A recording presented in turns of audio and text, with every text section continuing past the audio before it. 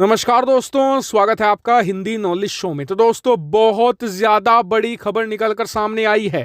Kabul airport पर एक भीषण हमला हुआ है। जी हां, एक आत्मघाती हमलावर ने खुद को एक्सप्लोड कर लिया नियर द काबुल एयरपोर्ट। और आपको बता दूं कि ये वही एयरपोर्ट है जहां से दुनिया भर के तमाम देश लगातार इवैक्यूएशन कर रहे हैं। भारत भी उनमें से एक है, जहां से अफगानी नागरिकों को निकाला जा रहा है।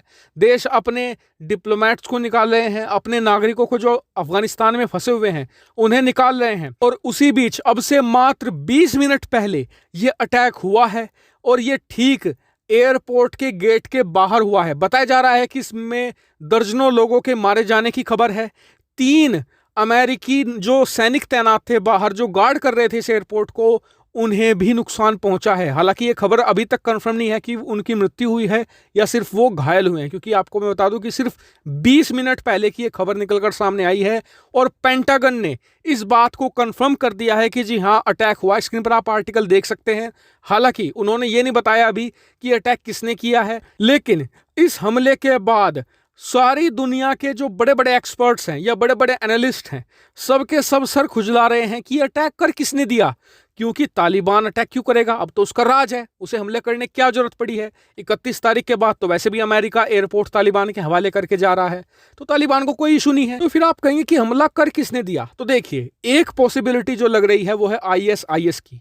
कल ही जो ब्रिटेन है, वहां के जो डिफेंस मिनिस्टर हैं, उन्होंने साफ कह दिया था कि जी बहुत ही सीरियस थ्रेट है कि काबुल पर एक बड़ा हमला हो सकता है। आईएसआईएस अटैक करवा सकता है काबुल एयरपोर्ट पर। इतना ही नहीं, यहां तक कि अमेरिका की खुफिया एजेंसी ने भी वार्न किया था कि काबुल एयरपोर्ट पर एक बड़े हमले की यहां पर पूरी संभावना बन रही है। क्योंकि सीआईए के पास भी और जो ब्रिटेन की MI6 है, उनके पास भी बहुत ही स्ट्रॉन्ग खुफिया इनपुट मौजूद थे कि आईएसआईएस किसी बड़े अटैक की तैयारी कर रहा है काबुल एयरपोर्ट पर। और ऐसा ही हुआ है, मात्र 24 घंटे के अंदर ये अटैक हो चुका है। और देखिए, दुनिया के तमाम देशों को इस बात का एहसास था, यहां तक कि रशिया को भी। देखिए, जब तालिबान ने काबुल पर कब्जा कर लिया था ना, उसके बाद 3 ही देश थे जिनकी एम्बेसी चल रही थी, बाकी सबने बंद कर दी थी। एक तो रूस, चीन और पाकिस्तान। क्योंकि रूस को पता था कि तालिबान उसका अब दोस्त बन चुका है, तो वो किसी भी उसके ना तो नागरिक को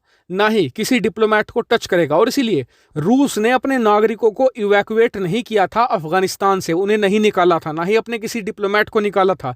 लेकिन कल जैसे ही ब्रिटेन ने ये कहा कि जी स्ट्रॉन्ग हमला होने की संभावना है काबुल में, उसके तुरंत बाद कल ही रूसी वायुसेना उतर आई काबुल के अंदर। वहां से उन्होंने अपने नागरिकों को, अपने डिप्लोमेट्स को इवैक्यूएट करना शुरू कर दिया। क्योंकि अब रूस को भी एहसास हो चुका है कि जो पहले मानकर चल रहा था ना कि तालिबान आएगा, राज करेगा, एक प्रॉपर गवर्नमेंट बनेगी, सब कुछ शांति से चलता रहेगा, ऐसा नहीं होने वाला। तालिबान के आते ही अब पूरा अफगानिस्तान अलग अलग आतंकी गुटों का ठिकाना बन चुका है। चाहे वो आईएसआईएस हो, चाहे वो अलकायदा हो, या फिर वो लश्कर तोयबा ही क्यों ना हो, इसके अलावा भी दूसरे छोटे छोटे संगठन हैं। इनके लिए एक घर बन चुका है तालिबान अब। तो इसलिए उसे पता चल चुका था कि अब उसके नागरिक और डिप्लोमेट बिल्कुल भी सेफ नहीं है, उसने इन्हें इवैक्यूएट करना शुरू कर दिया था। इसके अलावा एक और इंटरेस्टिंग घटना हुई। अगर आप फॉलो कर रहे हैं लगातार अफगानिस्तान में इवैक्यूएशन को, तो वहां पर कल जितने भी प्लेन टेक ऑफ करे थे, सब फ्लेयर गिरा रहे थे। स्क्रीन पर आप देख सकते हैं, ऐसा फ्लेयर ऐसे गिराते हुए चल रहे थे। क्यों? क्योंकि सबको डर ये था कि कहीं इन प्लेन को निशाना ना बना ले एंटी टैंक मिसाइलों से, क्योंकि वहां पर काफ़ी ऐसी मिसाइलें छोड़ आया है अमेरिका, या फिर रॉकेट लॉन्चर से इन्हें निशाना ना बना ले। तो ऐसे में होता क्या है कि ये फ्लेयर गन ना बहुत ज़्यादा हीट प्रोड्यूस करती हैं। तो ऐसे में जो रॉकेट लॉन्चर्स होते हैं या एंटी टैंक मिसाइलें होती हैं, वो इन फ्लेयर को ही एयरक्राफ्ट का इंजन समझ लेती हैं, क्योंकि उसमें से भी हीट प्रोड्यूस होती है। तो इस पर फ्लेयर पर ही वो रुक जाती है और एयरक्राफ्ट को कोई नुकसान नहीं होता, और जो हमला है बेकार हो जाता है। यानी कि सभी को आभास ये था कि हमला तो जरूर होगा। वैसे मैं आपको बता दूं कि इस मामले पर मैं पूरी तरीके से नजर बनाए हुए हूं। जैसे ही कुछ अपडेट आएगी तुरंत आपको वीडियो बनाकर सूचित कर दूंगा। फिलहाल इस वीडियो में इतना ही। Thank you very much for watching video.